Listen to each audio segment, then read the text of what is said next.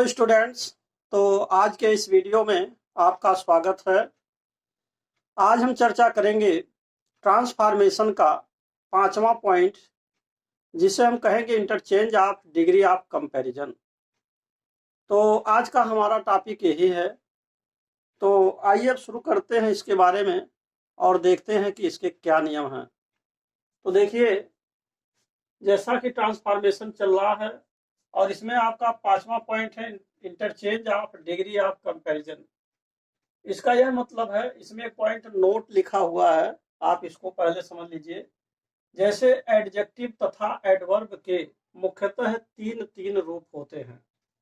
तो सबसे पहले मैं आपको किसी एडजेक्टिव या एडवर्ब के जो तीन रूप हैं, जिनको हम क्रमशः पॉजिटिव डिग्री, कंपैरेटिव डिग्री तथा सुपरलेटिव डिग्री कहेंगे, उसके बारे में मैं आपको विस्तार से समझाऊंगा। कहने का मतलब यह है, सबसे पहले मैं आपको डिग्री ऑफ कंपैरिजन का परिचय कराऊंगा और परिचय कराने के बाद उससे संबंधित जो ट्रांसफॉर्मेशन के नियम हैं, फिर मैं उसको समझाऊंगा।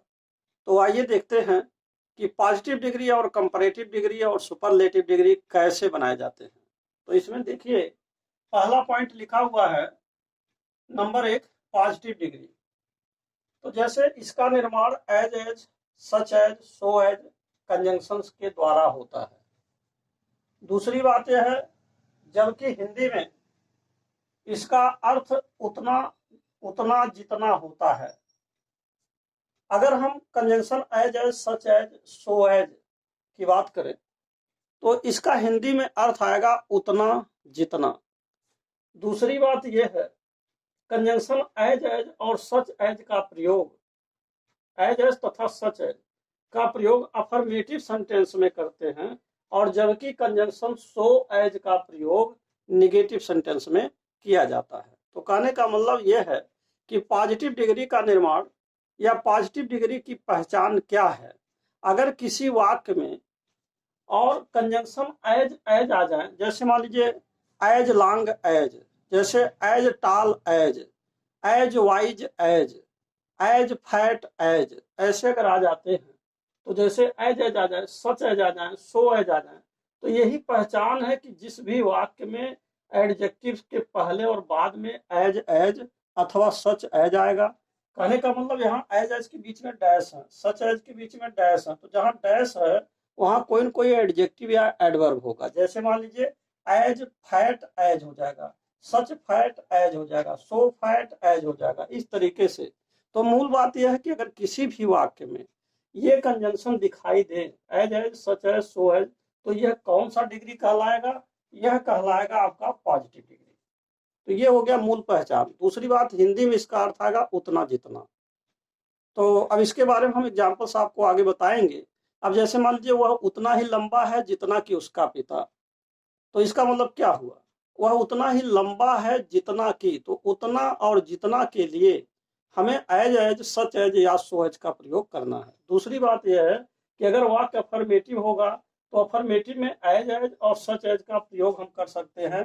ये दोनों अफर्मेटिव के लिए यूज होंगे, लेकिन ये जो आपका सो एज है ये केवल ओनली फॉर निगेटिव के लिए यूज होगा। ये दोनों ही आपका अफर्मेटिव होंगे, यह भी आपका अफर्मेटिव होगा और ये आपका केवल निगेटिव होगा। यही चीज आपको ध्यान देना है, ये निगेटिव के लिए यूज होगा और ये दोनों अफर्मेटिव के लिए। तो ये था पॉजिटिव डिग्री। जहां तक सवाल कंपैरेटिव डिग्री का है, इसका निर्माण किसी एडजेक्टिव या एडवर्ब में ER प्लस दाइन लगाने से होता है, जबकि इसका प्रयोग अफर्मेटिव और निगेटिव में समान रूप से होता है, और हिंदी में इसका अर्थ के या की अपेक्षा होता है। अब जब हम कंपैरेटिव डिग्री बनाते हैं तो किसी भी एडजेक्टिव या एडवर्ब में ER जोड़ते हैं और इसके बाद दाइन जरूर लगाएंगे। जैसे मान लीजिए फैट है तो फैट से फैटर जोड़ देंगे, फैट में ER जोड़ देंगे तो फैटर हो जाएगा। तो इसी तरीके से फैटर के तुरंत बाद दाइन आएगा, जैसे he is fatter than I या he is fatter than me. तो इस तरीके से आप जो है फैटर यानी कि फैट में ER जोड़ देंगे। जैसे फास्टर, फास्ट है तो फास्ट में फास्टर जोड़ देंगे।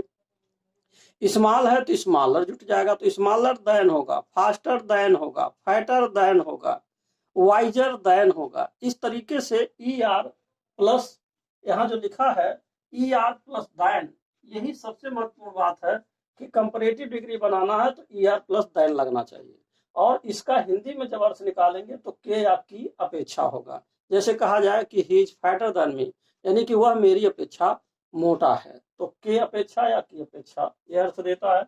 अब आइए तीसरा पॉइंट आपका है सुपरलेटिव डिग्री। तो सुपरलेटिव, इसका निर्माण किसी भी एडजेक्टिव या एडवर्ब में ईएसटी लगाने से होता है, परंतु इससे पहले दी का भी प्रयोग होता है। कहने का मतलब यह है कि अगर आपको सुपरलेटिव डिग्री बनाना है तो उसी एडजेक्टिव या एडवर्ब में ईएसटी जोड़ देना। जैसे फैट है, फैट से आपने कंपैरेटिव बनाया, फैटर हुआ, फैटर से जब सुपरलेटिव बनाएंगे तो फैटेस्ट हो जाएगा, फास्ट फास्टर फास्टेस्ट हो जाएगा। और इसी प्रकार से जैसे मान लीजिए वाइजर वाइज वाइजर वाइजेस्ट हो जाएगा। तो कहीं पर भी जो एडजेक्टिव आ रहा है, फैट, जैसे फास्ट, वाइज, स्मॉल, इसमें आपको ईएसटी जोड़ देने हैं। जैसे फैटेस्ट हो गया, वाइजेस्ट हो गया, स्मॉलेस्ट हो गया, तो इस तरीके से आपको केवल ईएसटी लगाना। लेकिन उससे पहले आर्टिकल दी का भी प्रयोग किया जाता है, यह भी अनिवार्य रूप से समझना है।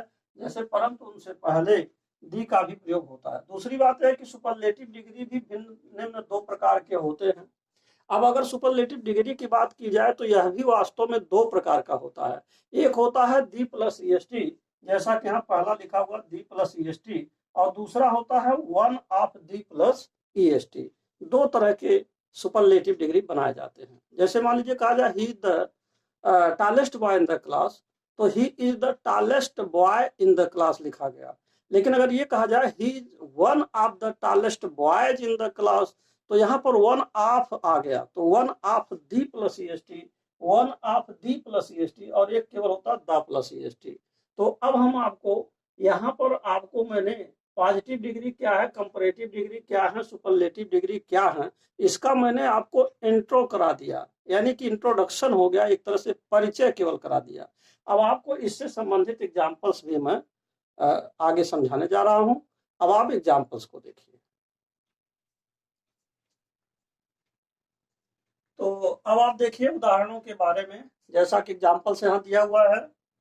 तो पहला उदाहरण आपका इसमें लिखा है, वह उतना ही लंबा है जितना कि उसका पिता।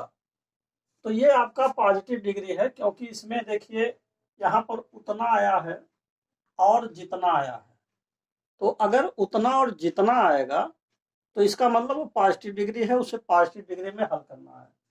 तो अब ये आपका हो जाएगा, वह उतना ही लंबा है, तो लिखेंगे he is as tall as his father. तो यहाँ पर आप देख रहे हैं एज आ रहा है, एज आ रहा है, तो ये वाक्य अगर देखा जाए तो ये वास्तव में अफर्मेटिव है। यह वाक्य आपका अफर्मेटिव है, और अफर्मेटिव होने के नाते आप इसमें एज भी लगा सकते हैं, और साथ ही साथ इसमें सच एज का भी प्रयोग कर सकते हैं। जैसे यहाँ देखिए सच एज लिखा है, तो लिख सकते हैं he is such tall as his father, यह भी वाक्य आपका अफर्मेटिव है।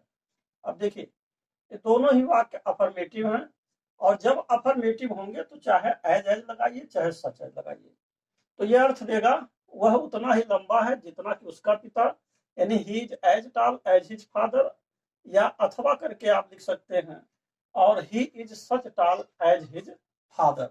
तो चाहे आप इसको आर अथवा करके लिख सकते हैं।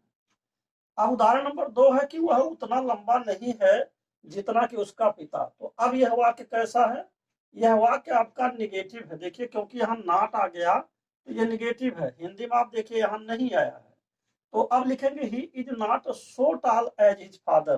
तो जब नॉट आएगा, निगेटिव आएगा, तो आपको सो लगाना है और एज लगाना, तब इसमें से एज एज और सच एज नहीं लगेगा, क्योंकि यह वाक्य आपका निगेटिव है। तो यही दो चीज ध्यान देना है। अगर अफर्मेटिव होगा तो कंजंक्शन एज एज अथवा सच एज दोनों में से कोई भी लगा सकते हैं, लेकिन जब वाक्य निगेटिव होगा तो केवल कंजंक्शन सो एज का प्रयोग किया जाएगा, और वह किसमें, पॉजिटिव डिग्री में, क्योंकि ये तीनों ही वाक्य आपका पॉजिटिव डिग्री है। जैसा कि यहाँ भी पॉजिटिव है, यह भी पॉजिटिव, यह भी पॉजिटिव है। अब आप देखिए कंपैरेटिव डिग्री के बारे में। उदाहरण नंबर 3 है कि वह अपने पिता की अपेक्षा लंबा है। तो यहाँ देखिए की अपेक्षा आ रहा है, की अपेक्षा, तो इसकी अंग्रेजी आप लिखेंगे ही इज टॉलर देन। यहाँ देखिए ई आर और प्लस देन आ रहा है। तो कंपैरेटिव डिग्री जैसा कि पीछे मैंने समझा दिया है कि जब भी कंपैरेटिव डिग्री बनाना होगा तो ई आर प्लस देन आएगा। और दूसरी बात यह है कि यह वाक्य आपका अफर्मेटिव है, तो चाहे यह अफर्मेटिव हो और या फिर आप यह कह सकते हैं अथवा निगेटिव दोनों भी हो। तो अफर्मेटिव या निगेटिव दोनों में एक ही नियम होगा, निगेटिव रहेगा तो केवल अंतर यह आ जाएगा कि ही इज नॉट टॉलर, यानी टॉलर देन, यानी कि ER प्लस देन का प्रयोग अफर्मेटिव तथा नेगेटिव दोनों में समान रूप से होगा। इसमें कोई खास अंतर नहीं होगा। जैसे कि यहाँ पॉजिटिव डिग्री में हुआ है तो कंपैरेटिव डिग्री में ये नहीं है कि कुछ बदल जाएगा, चाहे इसका अफर्मेटिव हो तब भी आपका यही लगेगा और अगर निगेटिव हो तब भी यही लगेगा। कंपैरेटिव डिग्री की बात है, अगर कंपैरेटिव डिग्री आता है, केवल यह ध्यान देना कंपैरेटिव डिग्री वह है कि जब ER प्लस देन आएगा तो वह अपने पिता की अपेक्षा लंबा ही टॉलर हो गया। जहां टाल था इसी टाल में आपने ER जोड़ दिया प्लस देन लिख दिया, एज फादर हो जाएगा। उदाहरण नंबर 4 और 5 ये दोनों उदाहरण जो है सुपरलेटिव डिग्री के हैं। परंतु सुपरलेटिव डिग्री में जैसा कि पीछे हमने समझाया है, सुपरलेटिव डिग्री दो प्रकार की हैं। एक आपका है दी प्लस EST, दूसरा है 1 ऑफ दी प्लस EST। तो ऐसे स्थिति में जैसे वह कक्षा में सबसे लंबा लड़का है, तो यहाँ देखिए ही is the tallest boy in the class, यहाँ लिखा गया, यानी कि यहाँ EST आपने जोड़ा और इससे पहले आपने दी का प्रयोग किया। सुपरलेटिव डिग्री वही है जो कि किसी भी एडजेक्टिव या एडवर्ब में EST लगाया जाए और साथ ही साथ उससे पहले आर्टिकल दी का आना अनिवार्य है। तो इसी तरीके से देखिए द प्लस EST आ गया तो ये सुपरलेटिव डिग्री हो गया। और he is one of the plus EST यहाँ भी आया, ही is one of the tallest boys in the class. तो अब ये अर्थ दे रहा कि वह कक्षा में सबसे लंबे लड़कों में से एक है। यहाँ क्या हो रहा है कि वह कक्षा में सबसे लंबा लड़का है। जब एक ही क्वालिटी वाला चीज और एक से अधिक लोगों में केवल एक ही क्वालिटी सर्वोच्च हो, सर्वोच्च स्थिति बता रहा हो, तो ऐसे स्थिति में आप दी प्लस EST का प्रयोग कर सकते हैं। लेकिन जब बात यह हो कि एक ही समान सर्वोच्च स्थिति में एक से अधिक लोग हों, तब वहां हम 1 ऑफ दी का प्रयोग करते हैं। एक चीज और समझना है, इन दोनों ही उदाहरणों में एक पॉइंट और भी महत्वपूर्ण है, एक ही चीज का फर्क है। और वह क्या फर्क है, जहां दी प्लस EST रहता है उसके बाद का जो नाउन रहेगा वह एक वचन होगा, यानी कि सिंगुलर नंबर होगा। और 1 ऑफ दी प्लस EST का जो नाउन होगा, देखिए 1 ऑफ दी प्लस EST का जो नाउन होगा ये आपका प्लूरल नंबर होगा। यहाँ देखिए बॉयज आ गया और यहाँ केवल बॉय है। यही चीज आपको ध्यान देना है कि दी प्लस EST और प्लस दी प्लस EST अगर रहेगा तो इसके बाद का नाउन एक वचन होगा, यानी कि यह नाउन आपका सिंगुलर होगा। यह चीज आपको ध्यान देना है, सिंगुलर। और जबकि यहाँ पर आप देख रहे हैं 1 ऑफ दी प्लस EST के जो वाक्य होंगे इसका नाउन आपका प्लूरल होगा। ये चीज आपको और ध्यान देना है। दूसरी बात यह है, अगर आप इसका अफर्मेटिव बनाए या नेगेटिव बनाए तो इसमें भी कंपैरेटिव डिग्री की तरह समान रूप से प्रयोग होता है, इसमें कोई खास अंतर नहीं है। हमने यहाँ पर केवल अफर्मेटिव सेंटेंस को इसमें लिख दिया है, बना दिया है। आप नेगेटिव भी बना सकते हैं, नेगेटिव बनाने में केवल इतने करना है, इज के बाद आपको नॉट लगा देना है, यहाँ इज के बाद नॉट लगा देना है। तो इस प्रकार आपने डिग्री ऑफ कंपैरिजन का जो इंट्रोडक्शन है, परिचय है, आपने इस वीडियो में इस परिचय को पढ़ा और मुझे आशा है कि डिग्री ऑफ कंपैरिजन क्या है ये बात आप अच्छी तरीके से अवश्य समझ गए होंगे। तो ये था, एक तरह से समझिए कि डिग्री ऑफ कंपैरिजन का ये फर्स्ट पार्ट है जिसको मैंने आपको समझा दिया। अब डिग्री ऑफ कंपैरिजन का ट्रांसफॉर्मेशन कैसे किया जाएगा ये आप नेक्स्ट वीडियो में, यानी कि सेकंड पार्ट में, अगले पार्ट में पढ़ेंगे।